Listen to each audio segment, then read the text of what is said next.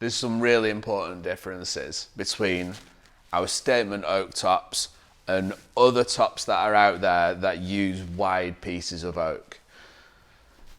And the implications of that are in two respects. Firstly, in what the table looks like, in how refined it looks in its appearance, how the consistency of its appearance and the overall quality feel of it, the impact that it has.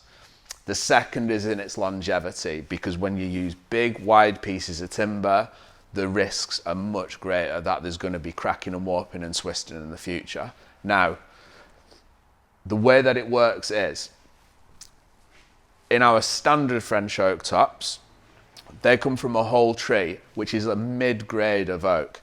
So if you can imagine a whole piece of wood that comes out of a tree, a whole plank as you call it, that comes out of a tree, when you're looking at a mid-grade of wood, then you're going to have a lot of imperfections running through that piece. You may have some large cracks running through it, or some really big knots in it, or other features where the timber has deteriorated.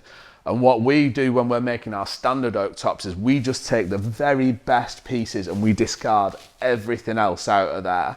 So what you're left with is just the high quality pieces, and we throw a lot of that material away from that mid-grade of oak, so that our standard oak tops are just the top quality parts of that tree. Now, to make a statement oak piece, you can't do that. You need the whole piece out of the tree. So you have to buy a much higher grade of wood that's got a lot less imperfections, in fact no imperfections, that prevent you using those pieces of wood.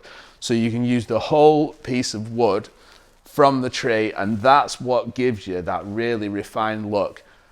Some of the other tables that are out there that use these full boards to make the tops from, what they're doing is they're using a mid-grade or even a low grade of timber. They're using the whole piece, so they're leaving in all the things that you really should be cutting out and throwing away that are going to result in like quick deterioration of that over time, but they're using the whole pieces.